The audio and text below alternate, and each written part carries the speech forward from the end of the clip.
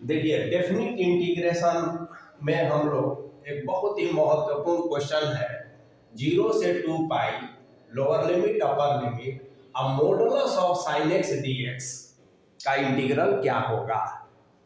तो इसके इंटीग्रेट करने से पहले हमको कुछ बेसिक रूल्स या कंसेप्ट जानना जरूरी है।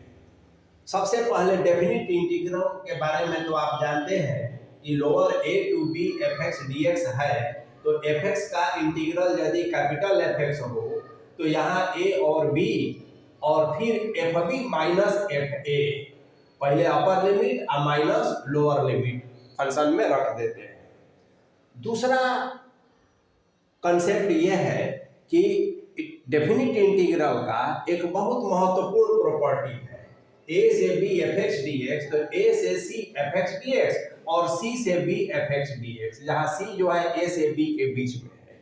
अब जरूरत पड़ती है कि जो बड़ा इंटरवल है उसको ब्रेक करने का, है ना, तो ये प्रॉपर्टी है। तीसरा महत्वपूर्ण चीज है कि मॉडुलस के बारे में जानना है।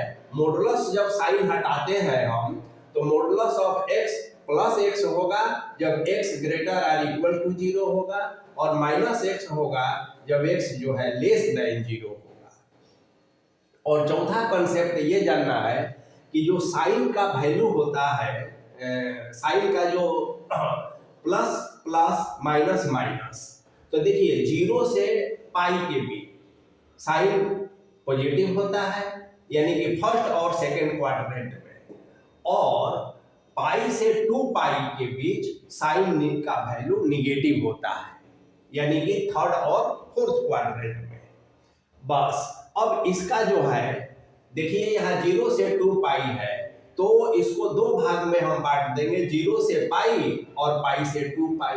तो इस रूल के अनुसार जो है, जो आपका इंटीग्रल है, इसको हम ऐसे कर दिए।